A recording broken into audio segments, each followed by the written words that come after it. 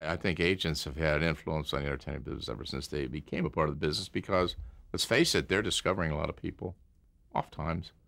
But the packaging business was a very it's different today. But in the beginning of the business, packaging was an important thing. I mean, for example, I think Jackie Cooper's first pilot on People's Choice, I think the William Morris agency went out, generated the financing, oftentimes maybe from, independent investors, doctors, dentists, chiropractors, executives, and they put the money together and they financed the pilot. And they would, because say, Jackie didn't have an organization, they did it all. Old Sam Sachs, who you may remember, was the head of the, business affairs legal department. He did all their contracts for them. Morris Stoller was the business guy, but he ran all the bookkeeping and the accounting, and they basically provided all the services that it took. So that all Jackie really had to do, which was a lot, obviously. I'm not trying to diminish his contribution, but he really had to keep the show going. Get the scripts, right? Act, correct? But they took care of the back room for him, and that was real. That was packaging, and they take Sheldon Leonard, who I worked with later. Wonderful man. I know he's been taped. Wonderful guy. I mean, Sheldon Leonard was an actor and a sometime director, but not Sam Weisbord, Abe Lasfogel loved Sheldon Leonard, and he felt that he had, the ability to supervise shows.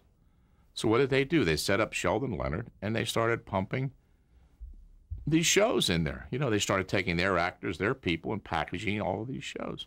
We never, ever, to my recollection, ever paid a package fee at Screen Gems on any show, on anything. They were dead set against it. Matter of fact, at one point, it's long enough ago now, 30 years ago, they actually tried to start certain actions to try to stop packaging because they just felt that it was unfair.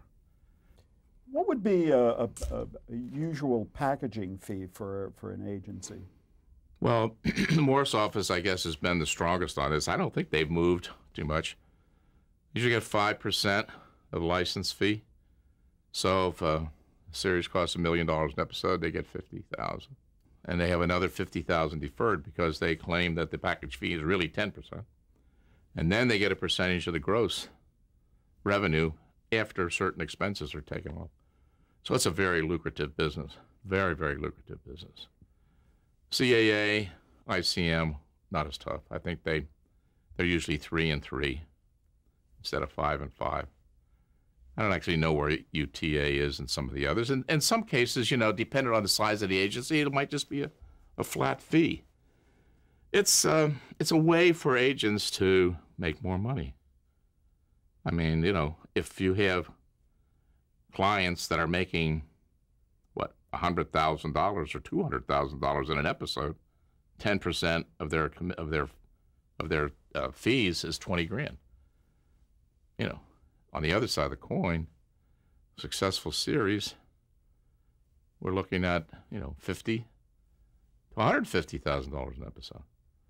So there are a lot of people who've been fighting this over the years, and it's a very treacherous path to cover, and it's something that most everyone usually ends up saying, I'm not going to go any further on this, because I think agents hold sufficient power that if someone really were to start some type of program to, in some way, legislatively or otherwise, impact, probably be ostracized from the business.